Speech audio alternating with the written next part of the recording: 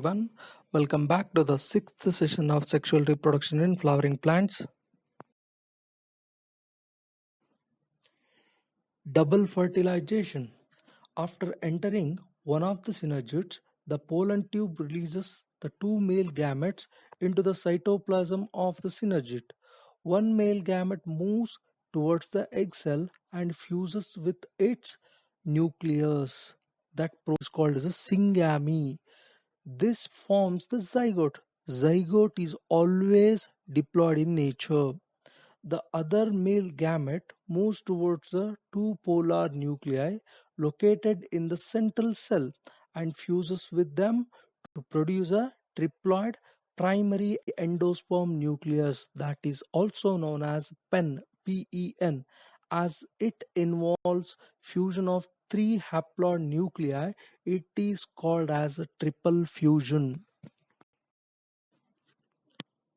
Here you can see the development of a pollen tube inside a pistil. That is nothing but a longitudinal section of a flower showing a growth of a pollen tube. In next picture you can see the entry of pollen tube into a synergid. In last picture you can see how the male gametes discharge into a synergid and how they will move inside the synergid. That is nothing but the movements of sperms, one into an egg and other into a central cell.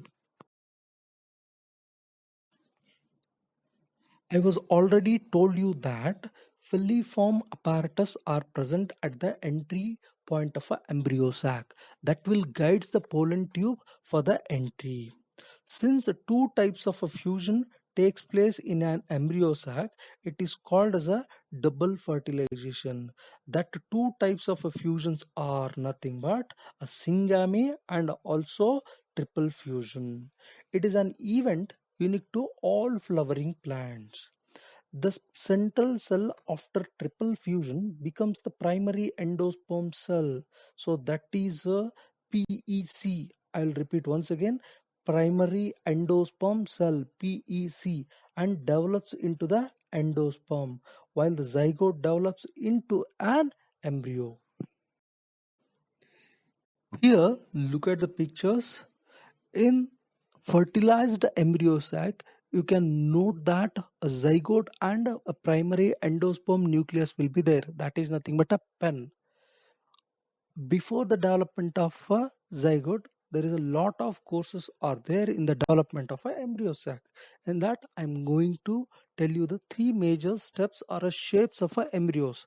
One is a globular embryo, second one is a heart-shaped embryo, and last one is a mature embryo.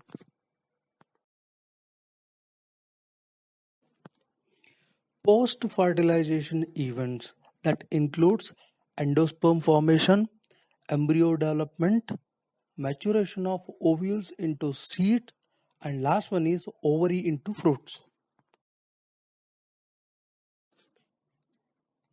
Endosperm development. The primary endosperm cell divides repeatedly and forms a triple endosperm tissue.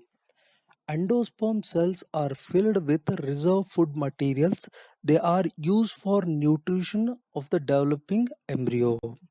In common endosperm development, the pen undergoes successive nuclear divisions to give rise to free nuclei.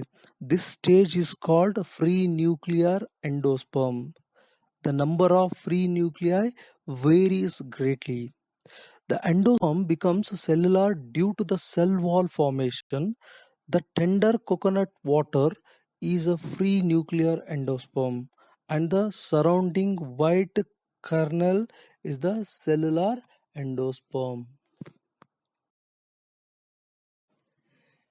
Based on the endosperm, seeds are classified into two types. One is an endospermic seed, another is a non-endospermic seed. In endospermic seed, the endosperm completely involves in the development of a seeds. But in non-endospermic seeds, the complete endosperm is consumed by a seeds.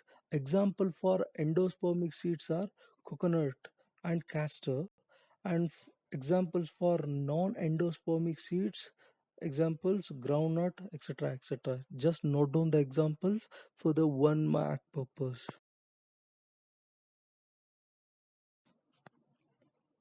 Okay, that is a final content of today's session. That is nothing but a summary. Today's session we discussed about a double fertilization. In that double fertilization, we discussed about two steps. That is a syngamy, another is a triple fusion.